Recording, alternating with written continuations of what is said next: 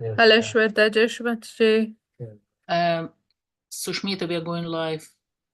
Okay, shall we just start with the the performance of the children?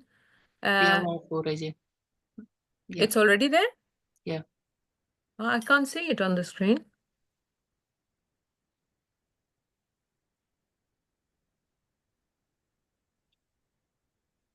Are we live already?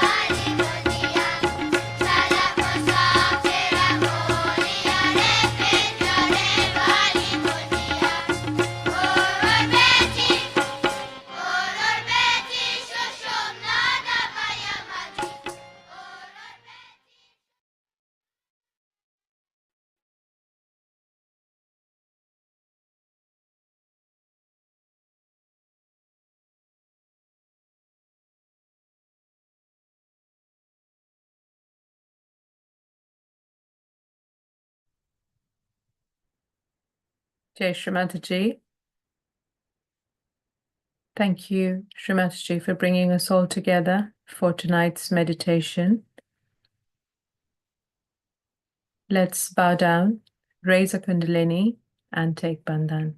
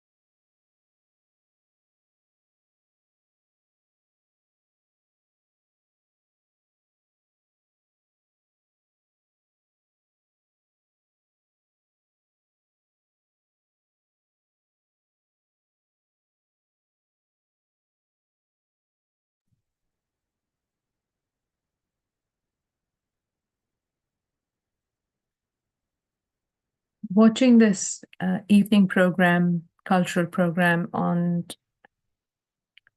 in Christmas Puja in 2001 at Ganapati Phule with Srimataji has put us in a nice balanced state.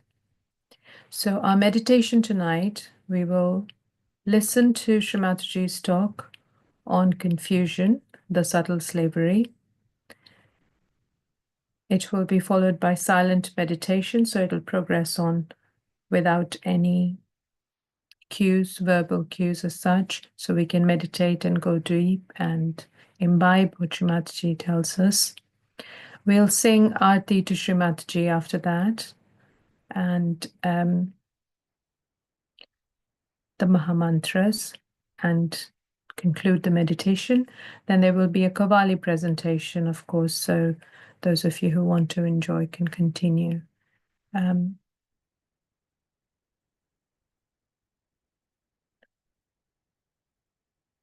Just for a minute, let's take our attention inside.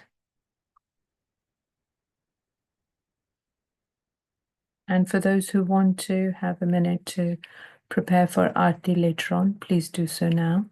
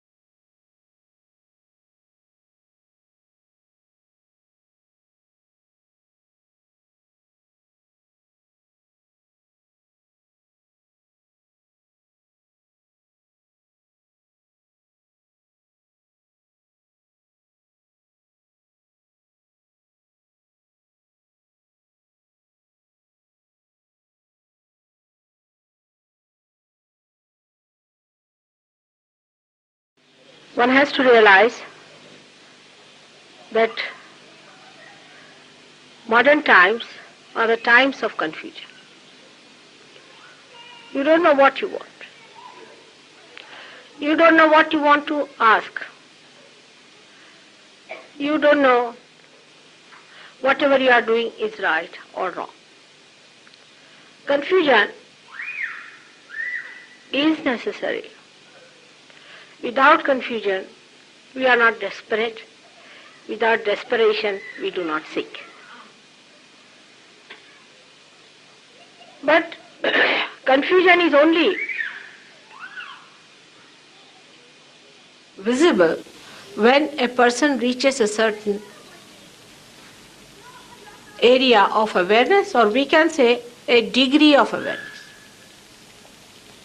Say at a stage when Moses came on this earth, when the desperation was different, that they wanted to get out of slavery, it was a different style of understanding they had. How to organize a society on a particular pattern so you achieve the maximum amount of efficiency out of that society. And it was an emergency. It was a very touch and go position for the Jews at that time. It has happened in many countries, in many generations, that they reached a state where they felt extremely desperate. The slavery of man was very apparent at that time. But before that, people didn't feel bad about the slavery. They had accepted it. They had taken it for granted. And then a time came when they felt this is slavery, and we are not going to have any more of it. And a leader came. That leader worked it out for them.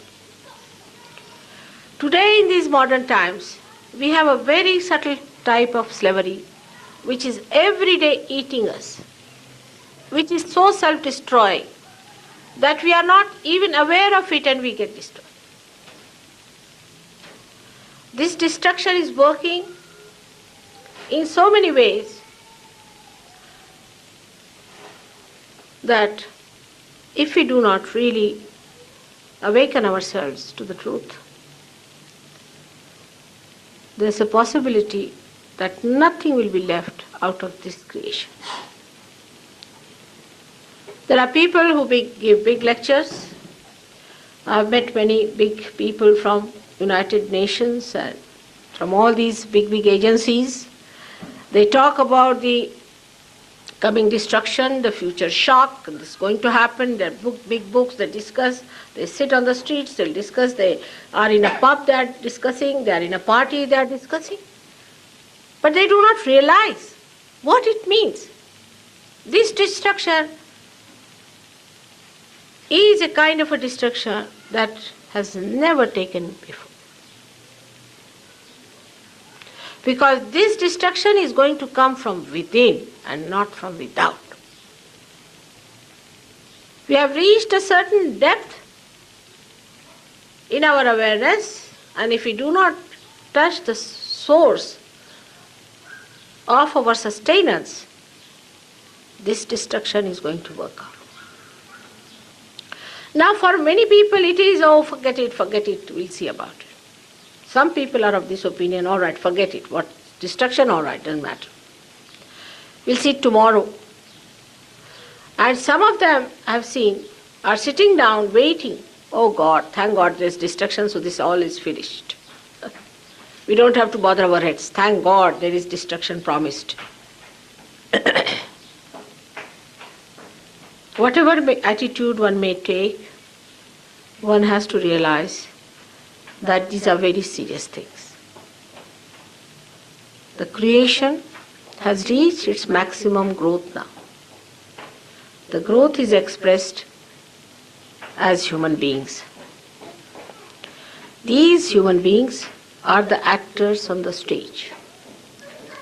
Whole nature is working out this new happening. Now only one thing has to happen to you is that you have to get connected with the divine. You have to get connected with the whole. You have to know your own meaning and you have to know your purpose. If this can happen to you, then you are in the other world. You are made for this.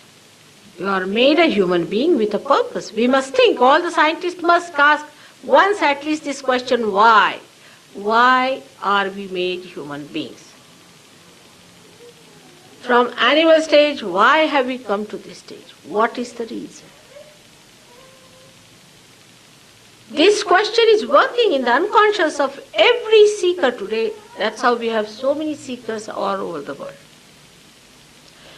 And these seekers are just trying to find out why are we here. Some of them find an answer sometimes in some material well-being. Say our strikes nowadays, railways. But it's very narrow view of the whole thing. Very narrow view. You want to have more pay, all right, have it. Then what? Those who talk of communism, I've been to Moscow, I'm again going back. I mean, if you ask them, they said, oh, we haven't got joy as yet. I'm not against communism or against democracy. Both things are just jokes to me. You are neither communistic nor democratic. Only after realization you can become both simultaneously. Because you have no powers to be capitalistic or democratic, you have no power to vote. You don't know anything about yourself. What are you voting for? You can't see. Unless and until there is light, unless and until we can see, how are we going to vote for? For example, we vote a person for what? Oh, he's a very nice man, all right. What is nice about him? How do you know he's a nice man? How do you know he will not be a bad man? Can you say that today the one who looks like a nice, very nice person will not emit scorpions or snakes all around him?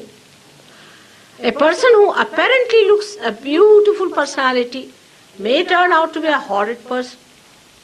There is no absolute way of judging anyone, so how are we to vote any? If you think that you know how to judge, then I think you have to still learn. Because till you make lots of mistakes, you will not admit that I don't know. That's the point. Once you reach that state of saying, I don't know, I say this is a nice man, but I can't say, I'm not sure about this person. That's the point where you reach, when you are unsure about it, that you want to know surely if something is really truthful and honest. Our sense of honesty and everything is so superficial. It's so superficial. For us, honesty means if you give me 5 pounds, I return 5 pounds to his done, finished, dishonest. Everything is so superficial. That's why we can never be satisfied even if you get 10% more pay or 20% more pay. You are not going to be happy. Take it from. Material things do not give us happiness. Never. But I do not say that we do not need material things. We need material things. But matter is something like a cup which has the nectar in it. If you are thirsty, you cannot take it from an empty cup, anything. It may be a cup of gold. What does it make difference to you? You must have something to quench your thirst. And that thirst, unless and until it is quenched, you are not going to be happy. And what is that thirst? Is this, that still you have not known yourself. It's a very unconscious thirst. It comes, you don't know what you are seeking. You don't know why you are unhappy. You don't know what you want. That is the unconscious which is working it out. But the time has come that you should know what you are and what is your glory, what is your greatness, what are your powers. They are all built within yourself. All these days when you grew up, in your evolutionary process, all these things were built within you as shown here. They are all there. Actually, I am just a catalyst, you can say. Just a candle which is enlightened. And this candle, when touches another candle which is ready, that gets enlightened. I mean, you may give it a big scientific name, this, that, a charged personality, this, that, I don't understand. It's very simple for me. We are all ready for it. I just touch you and you get enlightened and you get the light, and when you touch someone, that person also gets enlightened. Now you may say, Mother, how can that be so simple? I mean, so many people say that, Mother, you're too simple. How can that be? I just don't understand what should I have, 2 horns or something to make it complicated. Everything that is living is the simplest thing. That's the sign of living. Have you seen the flower? How simple it is to grow a flower. It just works. You just get some seeds, sow them, and you get the plants. How simple it is. Do we ever think how it works out? Looks very complicated if you start thinking about it. You will go mad if you start analyzing it. But it's so simple. In the same way, this happening is also a very, very simple thing. It is called sahaja. Sahaja has 2 meanings. Sahaj means simple. Also it means the thing that is born with you. Sahaj is a simple thing because it is born with, your nose is born with you. Or it's a simple thing. You don't have to do anything, press it or anyway, do anything to it to breathe. It's there. In the same way, this built-in process is within you. It's just there. To me, it is absolutely simple. And to you also, it will be simple as soon as you get it. So this argument about it being so simple, I just can't understand myself. Why should there be an argument? Supposing you can eat this way, why should you ask that how can it be so simple to eat this way? It's so simple because it is so vital. It is so important. All vital things are simple and easily available, like your own breathing. For that, if you have to do something special, then this breathing is not possible. How many people are going to survive? Now this simple thing, this simple method is the method of the all-pervading divine power, the Holy Ghost. This all-pervading divine power is the Shakti, the primordial power that works it out. Do we realize how this Shakti works otherwise? Are we ever watching a flower becoming a fruit? Who does that? Not one flower, but you must have seen millions and millions and billions of these flowers are turning into fruits. And who does that? We never think. We take it for granted. All living things are done by this divine power. Human beings cannot do anything that is living. What they can do is everything that is dead or deadening, like strikes is a deadening thing. What we can do is to make something, a table, a chair, if the tree is dead. We are doing nothing but dead work. And this deadening thing dominates us because we form habits. We form habits. With these habits, this matter sits on our head. And the spirit, which is the vibrant thing, which is the source, which is the controlling thing, becomes dormant. This dormant force, if somehow becomes enlightened, and our attention becomes enlightened, we become a different person. We become a yogi. We become a person who is united with God. For that, you don't have to wear funny dresses. It makes no difference what sort of dress you wear. It makes no difference how you comb your hair or what sort of food you eat. It's something so within. It has nothing to do with these outward things. All our ideas about even charities and about being kind to others and all these things are very superficial.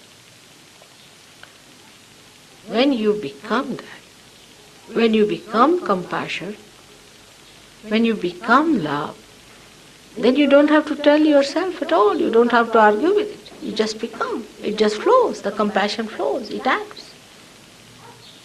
You don't have to argue it out. You don't have to tell yourself, I should be compassionate, I should be kind. You just become. I went to Italy and there were 3-4 people who got interested in Sahaja Yogis. But they said, we don't want to join Sahaja Yoga. I said, why? Because these people don't smoke. I said, I never told them not to smoke. Never asked them, did I? I never said don't smoke. They just asked them, do you smoke? Do you smoke, or you have given up smoking, or your mother has forced you not to smoke? They said nothing of the kind. We used to smoke packets of cigarettes. We used to drink. We were drug addicts. But something happened to us. We just gave up. We don't know how. So simple. Mother never told us. We just became like. What is there to tell? I mean, once you have found it, once you have seen the light, you are not bothered. Suppose you see a rope here. You might be frightened. You might think it's a snake. Because there's no light, you can't see. You might be running helter-skelter. The whole house might be upside down. But once the light is there, so it's a rope, all right. So all the fears drop out. Because you have seen it. All the pressures drop out. All the hang-ups, they drop out. Whatever is abnormal drops out. And you become an absolutely a normal person. Absolutely a normal person. That's what it is that you have to become. But it is much, much more than that. This is not only that you get your physical fitness. Many people have been cured. They must have told you that cancer is cured. Yes, true, cancer is cured. Many diseases are cured. Mental cases are cured.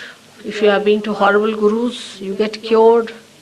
All these things happen. But that's not the end of it. This is just the redeeming part of it. The redeeming part is that you are redeemed of all these physical, mental, emotional problems. But the another part of it is that you yourself get the power. You become the prophets. The men of God will become prophets. That's what your great poet William Blake had said. The men of God will become prophets, and they will have power to make others prophet. This is the sign. He has given you the sign. You become prophets. That means you get the power to do all this yourself. Every individual can do it. Even small children can do it. Even a little Olympia can do it. When you become the prophet, you also know everything about it, what you are doing, how you have to do it, how to raise the Kundalini, how to cross all the different centers which are sick, how to keep it there. You become absolutely the master. Now the prophets were, we can say, like William Blake was a prophet, all right. He was a seer. He saw this future. He's mentioned everything that was going to happen to Sahajog, no doubt. I don't know how many are aware of it. Most of them thought he was a lunatic. They couldn't believe him.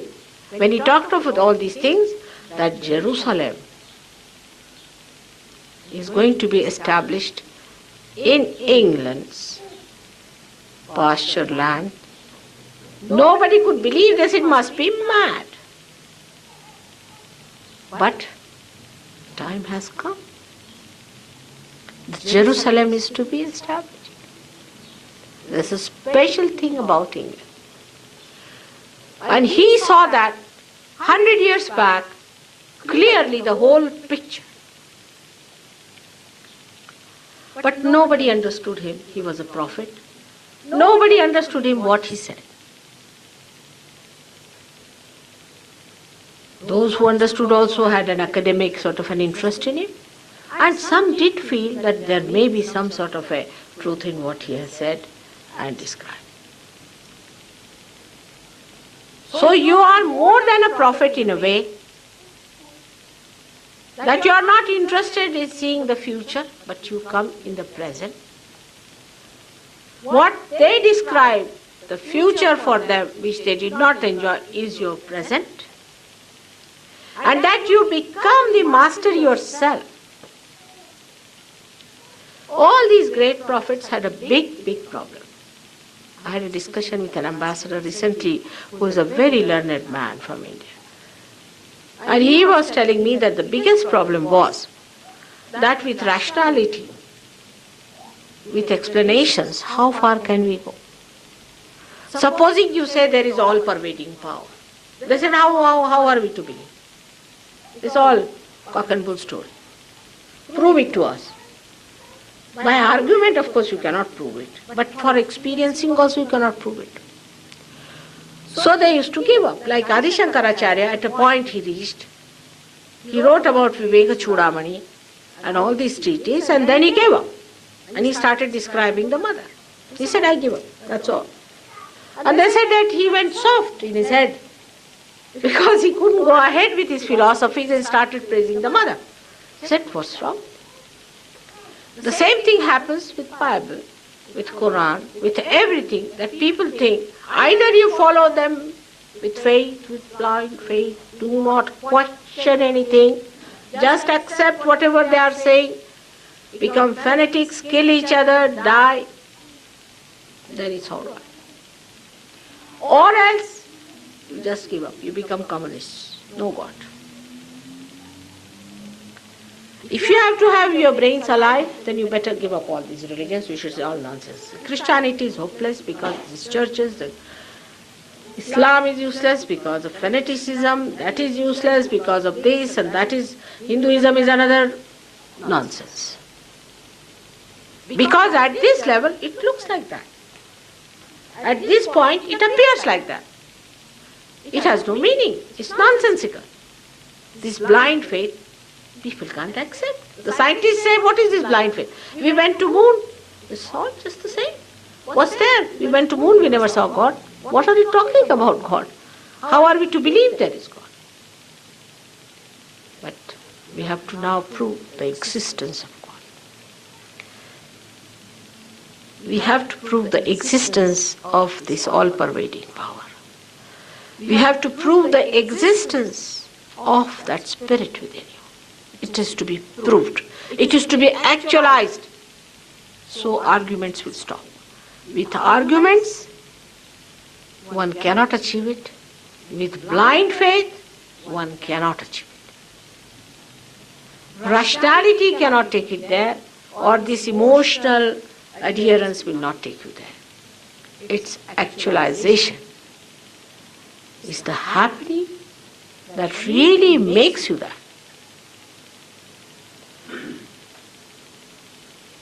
The reality that is actually expressing within your central nervous system.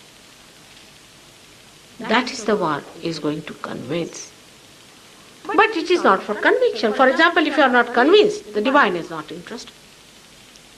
Like these people were saying, whether by putting up posters, at least people know about you, that you are there. I said, that's all.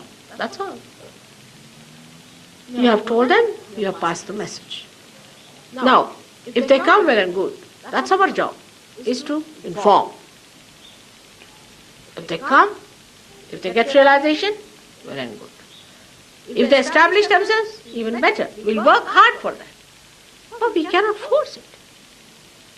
We cannot force it. We cannot have any artificial ways of impressing you. Like we cannot carry a circus about it. You have to have a sensitivity of your own to understand the importance, and your own pure intelligence must tell you that this is the thing. Otherwise, we cannot fall at your feet and say, oh, please. We cannot implore. Neither can we cross your freedom that is given to you. It's in your own freedom and in its own glory that you have to ascend. Because you are epitome, you are the epitome of this creation. Nobody can force you to do. If you want to go to hell, all right, take 2 running jumps and you can go down. If you want to go to heaven, that's also possible. So the time we are here, we do not realize how precarious they are, how vital, and the most important times for which we have been waiting. The most important moment in the life of creation is today, when people are seeking and Sahaja Yoga is manifested on a mass scale. This is such a fortunate thing that you are seekers of ages gathered here, and that Sahaja Yoga has come to you as a blessing of the divine, because divine itself is anxious to manifest it. But people who come to me are of different levels. Some are mediocres, some are absolutely base. Those who are absolutely base will say, Mother, what about my job? I have applied for it. Or maybe something little better. Or some people can say, Mother, I am not well, this, that. All right, that also can be done. But those who are of a very high quality, whatever may be their problems, whatever they have done so-called sins, is all forgiven completely, believe. Not to feel guilty at all. In Sahaja Yoga, the first mantra one has to say, Mother, I am not guilty, 3 times at least. So one has to understand that you are ready for it, you are glorified for it, and you have to get it. You don't have to say, what have I done? I have had so many mistakes on my account. Nothing of the kind. I am here like a banker. I have to cash your checks and you will get it. No doubt. You don't know how much money you have in the bank, do you? I know it. So you don't judge yourself. You leave it to me to judge. It's my judgment. And then when it happens, if you have pure intelligence, you will understand this is what it is. And you have to settle down with it. Of course, you can't pay for it. I mean, it's all absurd ideas. We can pay for it, how long we have to say it. There should be an organization. We have no organization, you know it very well. We cannot organize God. We cannot organize these things. We don't even have membership, nothing of the kind. Of course, we keep your list, because if you have any programs, we inform you. That's a different thing. Moreover, in Sahaja Yoga, everybody is not exposed to the complete thing. Is not exposed. First, they are given realization, then they are weighed, how far they are. Then gradually, when they grow up, they receive higher truths. Because sometimes they can be shocked. It's not easy to bear the truth. Sometimes it's very difficult. Like I told them once that there is no difference between what Christ has taught and what Krishna has said. On the contrary, Krishna said that you cannot be destroyed, the spirit cannot be destroyed by anything, and that was proved by Christ. And all the Hindus were about to kill me. They couldn't bear it. But if I say something about Krishna, all the Christians will be there to criticize me. So it's a big problem. You see, if you talk to them about Krishna, the Christians don't like it. If you talk about Christ, the Hindus don't like it. If you talk about Sikhism, the Muslims do not like it. And if you talk about Muhammad Sahib, the Sikhs don't like it. I am not here to please anyone. I am here to tell you the truth about them, that they are all one, and like fools and stupid people were fighting each other. There is no difference between them. They are all one, absolutely one. Such a concord and such a understanding exists between them that you cannot separate them. They are so one with each other as the moonlight is with moon or sunlight is with sun. It's only our ignorance makes that kind of allegation against them. And this you will realize in Sahaja Yoga itself. It will be proved by the ascendance of your awareness through your Kundalini. It will be proved that whatever I am saying will be proved scientifically. Because the Kundalini, when she rises and it stops, you have to get over your mythical ideas, otherwise it won't rise. You yourself will learn gradually that what I am saying is the truth. Whatever I am saying about Muhammad Sahib is the truth, and you will learn it. We have had enough of fights. We have had enough of nonsense. See now what's happening is these Israelis are killing the PLOs and all this. Do you think by killing them, they are going to achieve God?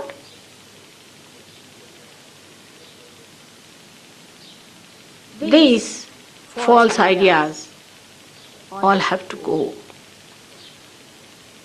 We have to become universal beings. You become that.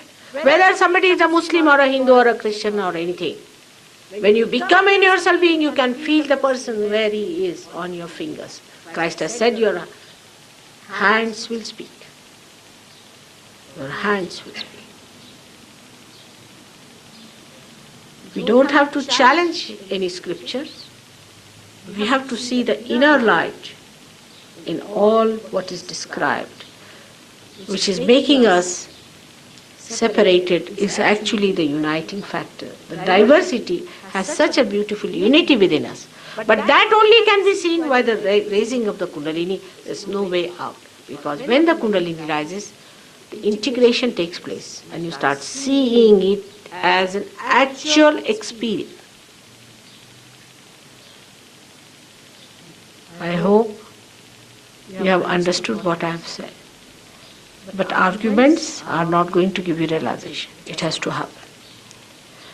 It doesn't matter, you may be the crown prince, or you may be the king, or you may be anything. Makes no difference. It's your individual happening that has to take place. This is your individual mother within you. This is the Ruh I'm talking about. Just by ritualism, you cannot achieve God. You have to be connected with God.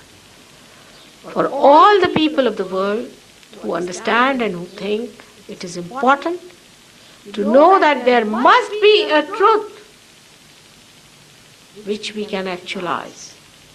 It is being promised in all the religions and scriptures, and it has to happen. May God bless you. I would like to have some questions from you, if possible. I'll try to answer them. Some questions will be good.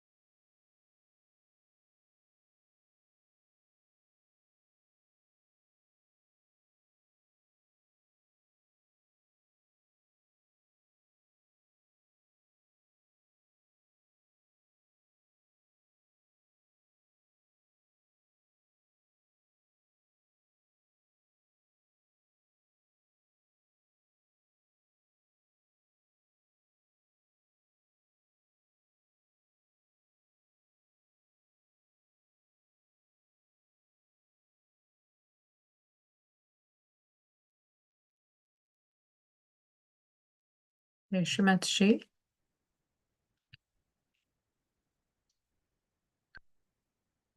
Let's prepare ourselves to offer Aarti to Sri Adishakti Srimati Nirmala Devi, our mother, our guru, our everything.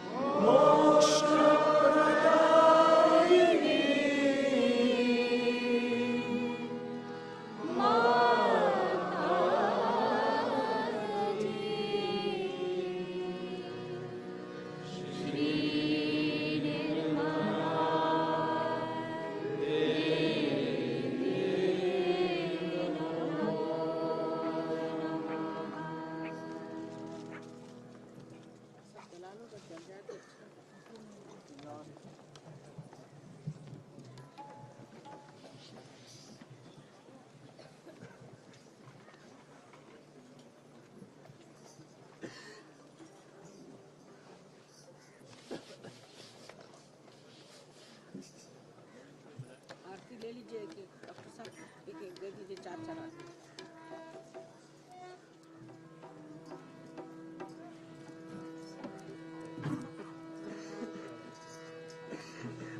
बड़ी वाली थाली कहाँ गई बड़ी वाली photo बाबा को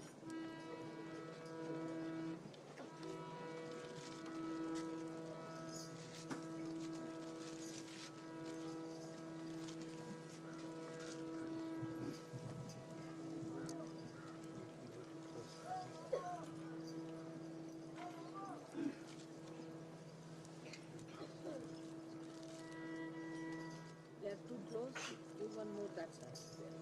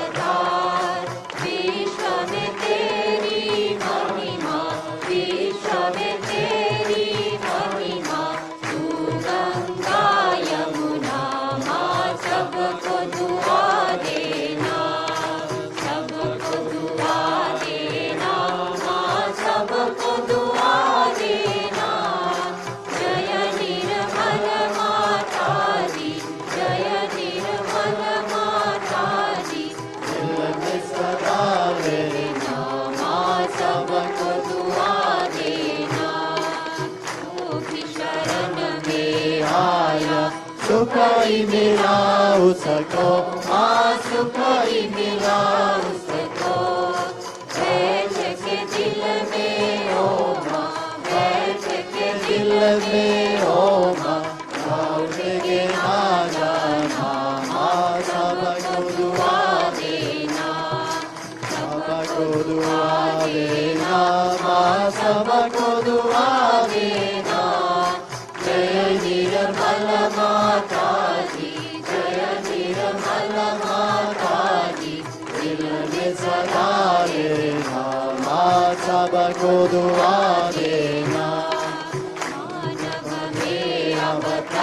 के Kadiya Uchiala, Kadiya Uchiala, Kali Yuga mein Maya hai, Kali Yuga mein Maya hai, फिर भी रह जाना, माँ सबको दुआ देना, सबको दुआ देना, माँ सबको दुआ देना, जय निर्मल माता जी, जय निर्मल माता जी, दिल में सदा रहना, माँ सबको दुआ देना, संत जनों की धरती है भारत माता, माँ है भारत माता, इस धरती पर आके, इस धरती पर आके, दुख से दूर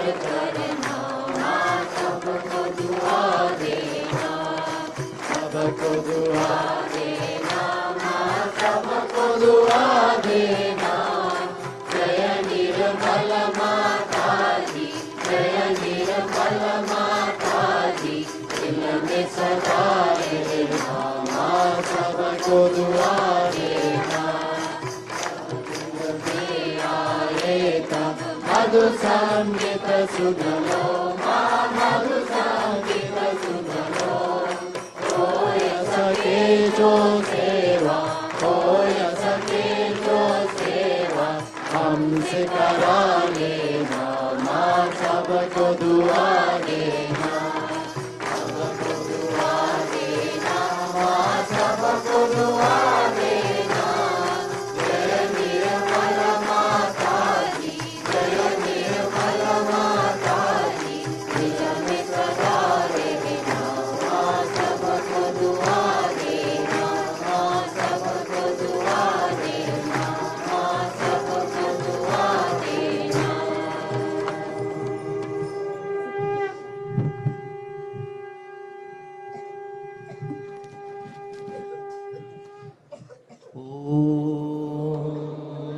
त्वमेव साक्षात् Shri Mahalakshmi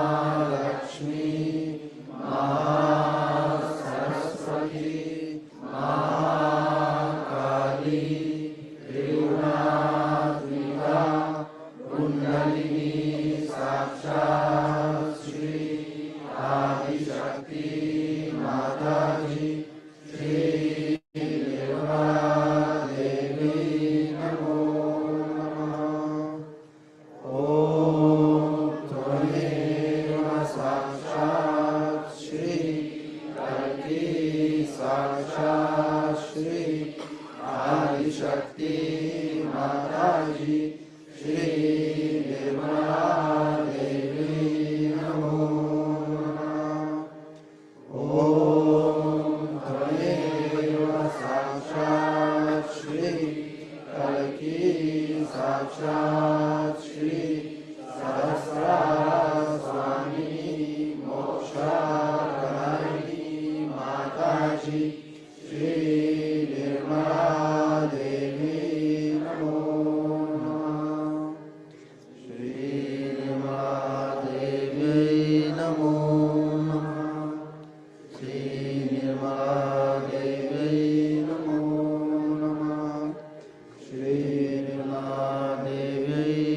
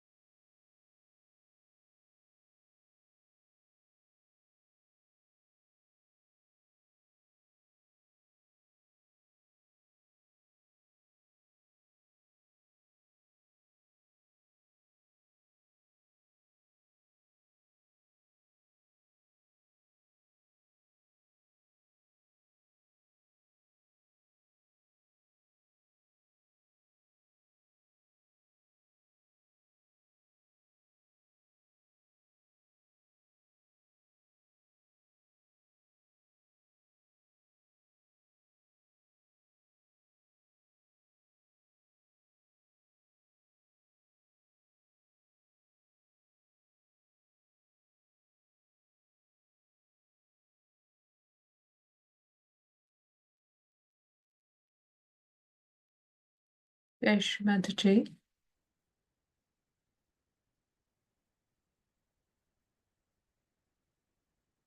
We humbly bow down to you, to raise our Kundalini, and to take Bandhan to be in your complete protection.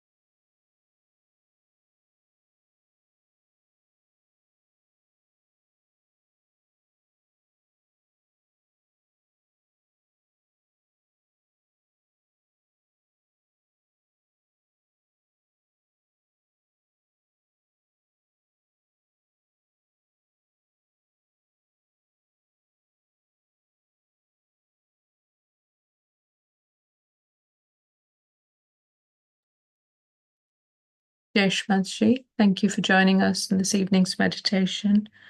Shri Mataji, we seek forgiveness and the erratic internet connection and on the inconvenience it has caused to your children in tonight's meditation. Please bless us with clarity, with surrender in our spiritual life. Thank you again and again. Jai Shri Mataji. And with that, we will conclude tonight's session. Thank you so much for joining us. Jai Shri Mataji.